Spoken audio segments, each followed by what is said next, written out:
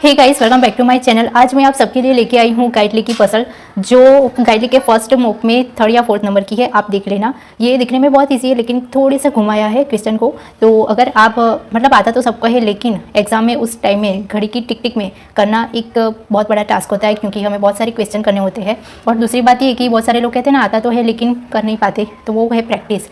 और जितना hack try करोगे एग्जाम में वो आपको थोड़ा सा दिक्कत होगी, तो ईजी वे रखो ताकि आपको माइंड पे कम लोड हो। और इसी वे में कैसे करना वो मैं आपको सिखाऊंगी सोना मैम के मेथड से। अगर पसंद आई तो लाइक और सब्सक्राइब करना चैनल को। चलो स्टार्ट करते हैं। तो यहाँ पे लिखा है 9% इतने linear row such way that some of them are facing north and some of them are facing south. बोला है कि सम फेस कर रहे हैं नॉर्थ में और दूसरे दिख रहे हैं साउथ में। Not more than 2 adjacent person facing the same direction. बोला है कि दो से ज़्यादा एक डायरेक्शन में नहीं देखेंगे। अगर 2 नॉर्थ में देख रहे हैं तो तीसरा नॉर्थ में नहीं दिखेगा, साउथ में दिखेगा। अगर 2 साउथ में देख रहे हैं तो तीसरा साउथ में नहीं दिखेगा, तीसरा नॉर्थ में दिखेगा। बस इतना बोला है। फिर बोला है द नंबर नॉट करके आपको दिया है the number of person facing north is more than the number of person facing south. North में देखने वाले ज़्यादा है जितने साउथ में देखेंगे उनसे। ओके, बस सिंपल बोला है। चलो स्टार्ट करते हैं। R seats exactly in the middle of the row. Clue हमें मिल गया है। चलो पर्सन बिठा देते हैं, क्योंकि 9 पर्सन है और आर एक्जैक्टली बोला है मिडल में, तो 5th नंबर पे होगा। चलो 9 बिठा देंगे। 1 2 3 4 5 6 7 8 9। 1 2 3 4 5 6 7 8 9। टैबलेट में इसलिए करवा रही हूँ आपको, क्योंकि पेन पेपर पे तो मैं जल्दी बता दूंगी, लेकिन इसमें कलरफुल रहे और आपको ज़्यादा ख्याल है इसलिए। आर बोला है बीचों बीच, यानी कि 5th नंबर पे आएगा आर। 1 2 3 4 5 1 2 3 4 5, ताकि आर की लेफ्ट में 4 और राइट में 4, लेफ्ट में 4 राइट में 4। V sits adjacent to R. V seats adjacent to R, तो एक बार वी लेफ्ट साइड, एक बार वी राइट साइड। लेकिन अभी हमें डायरेक्शन किसी का नहीं पता, कौन साउथ में दिख रहा है कौन नॉर्थ में दिख रहा है। 3 person seat between V and X, तो 1 2 3 एक्स, 1 2 3 एक्स। यहाँ पे इस तरफ जगह नहीं, इस तरफ जगह नहीं है। ओके, फिर बोला है S is second to the right of X. X के राइट में सेकेंड पे एक्स, यानी कि एक्स लेफ्ट थंब रूल याद करो, यहाँ पे राइट होगा तो x नीचे दिखेगा तभी s राइट में आएगा। यहाँ पे x ऊपर दिखेगा तभी राइट में s आएगा। अब बोला है s से second to the right of x हो गया। वेयर बोथ यानी कि s और x them faces opposite direction to t। Opposite direction to t मतलब ये दोनों सेम डायरेक्शन में दिखेंगे और ये अलग दिशा में दिखेगा। ये मैं इसलिए कर रही हूँ, मैं ऐसे बचपन में सुन चौकड़ी खेला करती थी, ऐसे ऐसे ऐसे खेलते हैं, पता है, यहाँ पे यहाँ पे यहाँ पे ऐसा। तो मैं जो सेम दिशा में होता है ये ऑपोजिट होता है। ये अगर एक ऑपोजिट और एक अलग तो ये ऐसे कर देते हो, मतलब ताकि मेरे को इजी रहे एग्जाम में। ये हो गया। अब क्या बोला है, टी का कोई अता पता नहीं है। एस और एक्स सेम दिशा में दिख रहे, तो एक्स नीचे तो एस भी नीचे, एक्स ऊपर तो एस भी ऊपर। तो एस और एक्स सेम दिशा में, टी की विरुद्ध। तो यहाँ पे दोनों साउथ में है तो टी इस केस में ऊपर दिखेगा। यहाँ पे दोनों नॉर्थ में है तो टी उस केस में नीचे दिखेगा। ओके, हो गया। चलो ये पॉइंट हो गया, इसको मिटा देते हैं ताकि हमें जगह रहे। As many person seat to the right T, sorry ये क्या हो गया। ओके, टी के राइट में जितने as to the left of U, U के लेफ्ट में उतने। अब टी का कोई अता पता हमें नहीं है, चलो छोड़ देते हैं, क्योंकि टी अभी रखा ही नहीं है। P sits immediate right of T, T की इमीडिएट राइट में पी है। ओके, तो दोनों एक साथ तो आएंगे, इतना पता है ना। तो यहाँ टीपी रखो तो नहीं आएगा, क्योंकि बीच में एक्स है। तो टीपी यहाँ 3 में से, यहाँ भी 3 में से कोई भी 2 जगह पे आएगा। लेकिन हमें टी का डायरेक्शन पता है, टी नॉर्थ में है, यहाँ पे नॉर्थ में है फर्स्ट रो में। तो टी यहाँ रखूँगी तो पी आएगा, टी यहाँ रखूँगी तो पी यहाँ आएगा, टी यहाँ रखूँगी तो पी यहाँ आएगा। लेकिन टी यहाँ पे रखा तो पी नहीं आएगा। ऐसे यहाँ टी यहाँ रखूँगी तो पी आएगा, टी यहाँ पे रखूँगी तो पी आएगा। लेकिन टी यहाँ पे रखा तो पी नहीं आएगा, क्योंकि वी बैठा है। ठीक है, ओके। लेकिन टी से रिलेटेड अभी दूसरी और बात हमें पता है कि टी के राइट में जितने यू की लेफ्ट में। अब टी अगर मैंने यहाँ बैठा है तो उसकी राइट में 8, तो यू अगर मैंने यहाँ बैठा है तो यू की लेफ्ट में 8। अगर आपको शॉर्टकट में करना है तो ये याद रख लो, टी एंड पे से कौन सा है, तो टी एंड पे से फर्स्ट है तो यू एंड पे से फर्स्ट होगा। टी एंड पे से सेकंड है तो यू एंड पे से सेकंड होगा। लेकिन यहाँ पे एक्स है तो टी यहाँ पे कंफर्म है, तो यहाँ पे टी आ जाएगा। टी यहाँ पे, ओ शिट मेरी बैटरी लो हो गई है। ओके, दिख रहा है। यहाँ पे भी टी यहाँ पे तो यू यहाँ पे, तो टी यहाँ पे नहीं आएगा, कंफर्म है। टी देख रहा है ऊपर, यहाँ पे टी देख रहा है नीचे। टी की राइट में पी, टी की राइट में पी। अभी पी का डायरेक्शन हमें नहीं पता है। टी की राइट में जितने इतने यू की लेफ्ट में, तो यू ऊपर दिखेगा तभी यू की लेफ्ट में आएंगे। टी नीचे है तो यहाँ पे यू नीचे दिखेगा ऐसे, तभी यू की लेफ्ट में इतने आएंगे। चलो ये हो गया, टी पी हो गया, ये टी भी रख दिया। चलो दूसरा आगे, P sits immediate right of T, P रख दिया। बट किसके लिए? पहले वाले आदमी के लिए, पी के लिए। बट मतलब P faces the same direction to R, P और आर सेम डायरेक्शन में, मतलब मैं प्लस कर देती हूँ, ठीक है। अगर डिफरेंट डायरेक्शन बोला होता तो मैं 0 और प्लस करती, ऐसा मैं लिख देती। Q sits to the right of W, W की राइट में Q है। बस अब 2 कंडीशन बाकी है। चलो पी आर की तो हमें कोई पता ही नहीं है ना कि पी आर कौन सी दिशा में देख रहे, पी आर। तो हमें एक पता था कि 2 से अधिक सेम डायरेक्शन में नहीं देखेंगे। ये U है, ओके, ये U है। मैं थोड़ा सा आपको सॉरी U यहाँ पे कर देती हूँ, ठीक है, ओके। तो हमें पता था ना कि 2 से अधिक एक दिशा में नहीं देखेंगे। तो यहाँ पे देखो, ये और ये दोनों साउथ में दिख रहे हैं तो ये नॉर्थ में देखेंगे, ये दोनों नॉर्थ में दिख रहे हैं तो ये साउथ में दिख रहे हैं। अब हमें कौन सा बाकी है? W और Q ही बाकी है। तो W Q की 2 ही जगह बची है, W Q, यहाँ पे भी W Q, यहाँ पे भी W Q। हैंड राइटिंग पे मत जाना क्योंकि टैबलेट यूज़ कर रही हूँ, प्रैक्टिस नहीं है मुझे। ओके, W और Q हो गया। अब हमें पता है W की राइट में Q है। अगर मैंने W यहाँ पे रखा, ओके, तो Q नहीं आएगा। तो मैं क्या करूँगी, यहाँ पे W, सॉरी V मैंने मिटा दिया। तो W यहाँ पे आएगा और Q यहाँ पे आएगा, ओके। तो W यहाँ पे कब आएगा? जब उसकी राइट में Q होगा तो W ऊपर दिखेगा। यहाँ पे अगर W मैंने यहाँ रखा तो उसकी राइट में Q नहीं आएगा, तो यहाँ पे W नहीं आएगा। तो W यहाँ पे मिटा दो और यहाँ पे W आएगा। यहाँ पे W कब आएगा? जब वो साउथ में दिखेगा तब उसकी राइट में Q आएगा। 1 मिनट में लिख देती हूँ कंप्लीट। यहाँ पे W, यहाँ पे Q, ठीक है, दोनों आ गए। तो W की राइट में Q, देखो W ऊपर, राइट में Q। W ऊपर, मेरा फ़ोन स्विच ऑफ हो गया है, इट्स ओके, बाद में कर लेना। W की राइट में Q, ठीक है। अब हमें पता था कि W की राइट में Q हो गया। ये कंडीशन हो गई ना फॉलो, ये कंडीशन हो गई। अब कौन सा बाकी रहा है डायरेक्शन में? देखो ये दोनों नॉर्थ में दिख रहे हैं तो ये साउथ। फिर कोई दिख रहा है हमें आर, P और R सेम दिशा में, तो P साउथ में तो R साउथ में। यहाँ पे देखो, यहाँ पे ये दोनों साउथ में है तो ये नॉर्थ में है, तो P नॉर्थ में है तो R भी नॉर्थ में है। ये भी कंडीशन अप्लाई हो गई। अब हम दोनों तो सही आए। अब हमें कैसे पहचाना कि कौन सा सही है कौन सा गलत? तो हमें डायरेक्शन में नॉर्थ में ज़्यादा बोला था, ग्रेटर देन साउथ में। तो चलो हम नॉर्थ का काउंट करते हैं। सॉरी यहाँ पे ले लेते हैं, और नहीं, ये ले लेते हैं, ओके। चलो नॉर्थ में बताती हूँ कितने हैं। तो ये नॉर्थ में 1 है, ये 2 है, वी का भी, ओके, वी का ये दोनों साउथ में है तो ये नॉर्थ में आएगा। और यहाँ भी ये दोनों नॉर्थ में है तो वी साउथ में आएगा। वी रह गया था, आप देख लेना, ओके। चलो ये नॉर्थ है, ये 3, ये 4 और 5 नॉर्थ में आ गया और 4 साउथ में होंगे, 1 2 3 4, तो ये सही। ऐसे यहाँ पे देखना, यहाँ नॉर्थ में कितने हैं? 1 2 3 4 ही है, तो 1 2 3 4 5 साउथ है, तो ये रॉन्ग और ये सही, क्योंकि यहाँ पे 5 नॉर्थ में है, 4 साउथ में है, और यहाँ पे 5 साउथ में है, 4 नॉर्थ में है।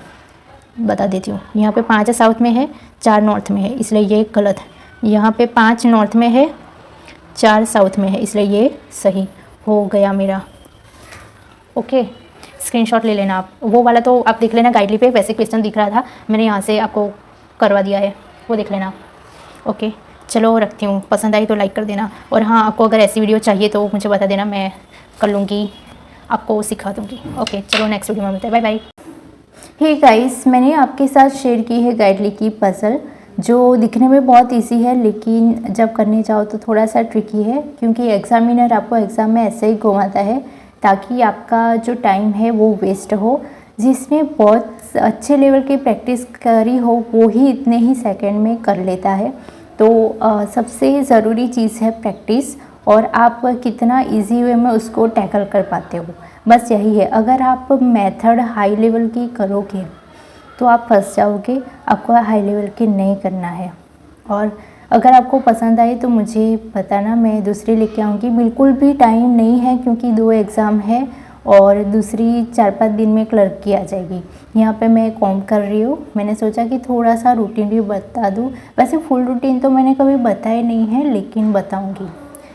और गाइस, ये कॉम देख रहे हो आप, ये कोई ऐसा तैसा कोम्ब नहीं है, मैं बाद में रिव्यू करूँगी अगर ये वीडियो लड़कियां देख रही है तो मैं यहाँ पे वैसे मुझे टाइम भी नहीं मिलता कि इतने बड़े बाल को कोम्ब करूँ, क्योंकि सच्ची बता रही हूँ, जैसे सुबह में उठो ना तो डेस्कटॉप पे बैठ जाओ, ये करो वो करो, फिर खाने जाओ, पूरा दिन निकल जाता है, रात निकल जाती है, पता ही नहीं चलता। बस नहा के आओ, ये करो वो करो, बाज़ार जाओ, इसलिए कभी कभी मेरा कोम्ब भी रह जाता है। तो मैंने सोचा कि आज कोम्ब कर लूँ, 3-4 दिन भी हो जाते हैं क्योंकि एग्ज़ाम का स्ट्रेस होता है। लेकिन मेरे हेयर फॉल नहीं होता है, वो बहुत अच्छी बात है।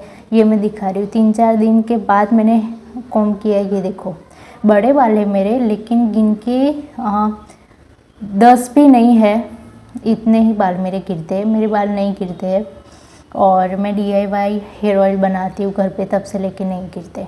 अगर आपको चाहिए तो मैंने वो भी शूट किया है, मैं बता दूँगी। फिर मैं वैसे सुबह में मैं पढ़ लिया था, लेकिन फिर मैं नहा के आई ना तो मम्मा मेरे को डांट रही थी, तूने बाल नहीं बनाए, ये नहीं किया, वो नहीं किया, पढ़ाई ऐसा। तो ये मेंस लेवल की पजल्स है, सब प्री लेवल की नहीं है। और मैंने जो पेड क्लासेस थी ना, क्योंकि मैम इस बार तो नहीं करवा रही है, लेकिन थोड़ा थोड़ा तो पेड क्लास की सब मैंने निकाली थी। उसमें मैंने कम से कम 100 से ऊपर पजल की है मेंस लेवल की। ये दिखने में बहुत इजी है, लेकिन करने बैठो तो ये बहुत ट्रिकी है। ये मेंस वाली है, मेंस बाप होता है प्री का भी, इतना समझ लो। तो मैंने मेंस वाली पजल की थी। प्रैक्टिस मेरा क्या है कि कुछ नया मैं नहीं उठाती हूँ, जितना मैं पढ़ा है ना उसको मैं प्रैक्टिस कर लेती हूँ, ताकि कोई भी चीज़ हमारे सबकॉन्शियस माइंड में जब तक ना बैठे ना तब तक हम नहीं उड़ा के आते एग्ज़ाम में वही काम आता है जिसकी हमें बहुत अच्छे से प्रैक्टिस की हो। अगर आपने थोड़ा कुछ पढ़ा है तो उसको बार बार रिपीट करो। ऐसा नहीं है कि दूसरा पढ़ो, नहीं, आपको लास्ट दिन में तो दूसरा कुछ नहीं नया उठाना है। आपको जितनी प्रैक्टिस की है उसको बार बार रिपीट करते जाना है, तभी आपको वो आपके सबकॉन्शियस माइंड में जाएगा और तभी आप उतने टाइम में आप उड़ा पाओगे। क्योंकि एग्ज़ाम सेंटर में जो हम एग्ज़ाम देते हैं और घर पे हम करते हैं, it is a big difference between them. बहुत बड़ा फ़र्क है उन दोनों में। ताकि आप अगर एग्ज़ाम देने जाओगे आपको भी पता चलेगा, आपके मन में यही सवाल आएगा, आता तो सब कुछ है लेकिन कर नहीं पाई। आता तो सब, एक लड़की मेरे को बोल रही थी, इसलिए आता तो सब कुछ है, कर नहीं पाई। तो यही होता है इसमें सॉरी। तो अच्छे लेवल की प्रैक्टिस करो। जब तक आप प्रैक्टिस को फर्स्ट प्रायोरिटी पे नहीं रखोगे तब तक आपको कुछ नहीं आएगा फिर भी आप नहीं कर पाओगे। और ये एक्सपीरियंस के साथ बोला जाता है, क्योंकि बहुत सारी एग्ज़ाम दे के हम बैठे इसलिए। और दूसरा कि ये भी एक पज़ल है, क्योंकि उसमें ना बहुत सारे प्री लेवल्स में क्या है, थोड़े से टाइप्स आते हैं, वो हमें ऐसे ही याद रह जाते हैं। लेकिन जो मेंस में रीजनिंग के टाइप्स आते हैं ना, ऑफकोर्स मेंस का रीजनिंग है वो स्कोरिंग सब्जेक्ट है अगर आप अच्छे लेवल की प्रैक्टिस करो तो। लेकिन उनके टाइप भी हमको पहचानने पड़ते हैं और उस लेवल की प्रैक्टिस करनी पड़ती है। बहुत घुमाते हैं, वेकेंट होता है, कॉन्सेंट्रिक्स होता है, मैट्रिक्स होता है, फिर ब्लड रिलेशन की पजल में बहुत फंस जाते हैं और मैं भी फंस जाती हूँ अभी भी। तो ब्लड रिलेशन में क्या होता है, आपको डायग्राम कैसे भी हेक्सागोनल होता है, ऐसे रो वाला होता है, ऐसे भी ब्लड रिलेशन में वो तो आता है और उसके साथ आपको फैमिली ट्री भी बनाना पड़ता है। और ऐसा नहीं, उसमें से आधा फैमिली ट्री में से देख के वो वाला बनाना होता है और वो वाले में से आधा फैमिली ट्री बनाना होता है, तो दिक्कत होती है। और वेकेंट में कभी कभी 2 वेकेंट या 4 वेकेंट भी आ जाते हैं। और मेरे को ये पूरा दिन, मतलब मैं 13 घंटे लगातार प्रैक्टिस की थी, ये मैं कर चुकी हूँ। और मैं ये 3rd या 4th टाइम में प्रैक्टिस कर रही थी, क्योंकि मुझे नया कुछ नहीं उठाना है। मैं बार बार प्रैक्टिस करती जा रही हूँ बस। तो मैं इतनी थक गई थी, पीछे मेरा बैकग्राउंड देखो, वो पूरा रात हो गई है और यहाँ पे मैं दिखा रही हूँ, मेरा पैर पूरा सूज गया और मेरे को बहुत पेन हो रहा है, बहुत पेन। सबको पेन होता है, मुझे भी होता है। और बैठे बैठे कमर इतनी मुझे पेन होता है ना, कमर दर्द बहुत। अब मेरे को नींद आ रही है, बकासा आ रहा है, क्या बोलते हैं, मैं तो गुजराती हूँ, मैं गुजराती में कुछ भी बोल देती हूँ। तो मतलब बहुत मेहनत लगती है। और फिर कोई आके अगर बोले ना कि इन लोगों को तो ऐसे ही जॉब मिल जाती है, तब बहुत मतलब बहुत गुस्सा आता है सच्ची में। ये देखो कितनी पढ़ाई करनी पड़ती है कि हमारा बाल बनाने का मतलब टाइम नहीं मिलता, ऐसी हालत है अभी। और इतनी ठंडी में रात को लेट नाइट तक स्टडी, प्लस सुबह में जल्दी उठो, घर का काम करो। घर का काम इतना नहीं करती, लेकिन बाज़ार का काम बहुत होता है। और रात हो चुकी थी, रात के 3 बज गए थे मेरे को ये करते हुए। और सुबह की मैं लगी पड़ी थी लगभग 6 बजे की, 5:30-6 बजे की। बस बीच में नहाया धोया, खाना खाया, ये वो किया, बाज़ार गई मम्मी के साथ, क्योंकि मम्मी को भी बाज़ार का राशन लेना, राशन तो डीमार्ट में से ले आते हैं, लेकिन सब्ज़ी ये सब वो करने जाना पड़ता है। तो बस यही है मेरा रूटीन। और आपको एक बुक्स का मिथ बता दूँ, अगर आप लोगों को सब बोलते हैं ना कि ये बुक्स ले लो, वो बुक्स ले लो, लेकिन बुक्स वाला कुछ नहीं होता। वो मैं आगे वीडियो में आपको बताऊंगी कि बुक्स का क्या चक्कर है। ओके, आप सिर्फ प्रैक्टिस करो, और कुछ भी ना आए प्री में तो मेरे को बोलो। और मेंस की पज़ल मैं इसलिए लेके नहीं आती क्योंकि अगर मैं मेंस की पज़ल समझाने बैठूँ ना, अभी प्री लेवल की पज़ल में क्या होता है, 8 से 9 मिनट हो जाती है मुझे एक्सप्लेन करने में। तो मेंस लेवल की पज़ल बहुत ट्रिकी होती है, तो उसको एक्सप्लेन करने में मुझे आधा घंटा लग जाएगा। और मैं अगर ऐसे समझाए बिना अगर मैं करके जाऊँ तो वो कोई फ़ायदा नहीं रहता, इसलिए मैं मेंस की पज़ल यूट्यूब पे नहीं लेके आती हूँ। अगर आपको चाहिए तो बता देना, मैं एग्ज़ाम के बाद स्टार्ट करूँगी, लेकिन अभी तो मैं प्री की लेके आऊँगी। वो भी चाहिए तो बताना, वरना मैं नहीं लाऊँगी प्री की भी। तो ये देखो मेंस की पज़ल मैंने बहुत अच्छी तरीके से करवाई है। मैं थोड़ा सा ब्रेक लेके रात को चाय बना के खुद पी, और क्योंकि मेरे को नींद आ रही थी, वापस चाय बना के हुई पी। और मैंने सोचा कि मेरा टारगेट आज का ख़त्म करके ही रहूँगी, और मैंने ख़त्म करके रखा। ये यहाँ पे लिखा है देखो, trending reasoning mains batch, mains की बैच है। और ये क्वेश्चन है ना, वो बहुत ईजी दिख रहा है ना आपको, ये ईजी बिल्कुल भी नहीं है। और ये क्वेश्चन में थोड़ी सी मुझे दिक्कत आ रही थी, तो मैंने वो फिर से करा, और 4 या 5 अटेम्प्ट में मेरा बना था ये क्वेश्चन। इतना लेंथी था। और इस बार के क्वेश्चन ना प्री लेवल में भी बहुत लेंथी आते हैं, थोड़े से डिफरेंट टाइप के आते हैं, अंदर घुमाते हैं, डिफरेंट टाइप के नहीं आते। मैंने गाइडली का मौका भी दिया, बस जो कॉन्सेप्ट 23, 24, 20s में था ना, 21, 22, 23, 24 वही है, लेकिन 25 पूरा डिफरेंट है। सच्ची में पूरा डिफरेंट, मतलब कि अंदर जो सेंटेंस होते हैं ना, वो आपको बहुत घुमाते हैं। पहले इतना नहीं घुमाया करते थे, अभी बहुत घुमाते हैं। गाइडली में मैंने देखा है, मैं इस लेवल की प्रैक्टिस की हूँ क्योंकि मेरे प्रीलिम्स बहुत सारे निकले, फिर भी मैं घूम जाती हूँ, इसलिए मुझे पता है कि हाँ। लेकिन जो नए बच्चे हैं उनको क्या, इसलिए बोल रही हूँ कि अभी घुमाते बहुत है ताकि हमारा टाइम वेस्ट हो। ओके, चलो नेक्स्ट वीडियो में जल्दी मिलेंगे, बाय बाय।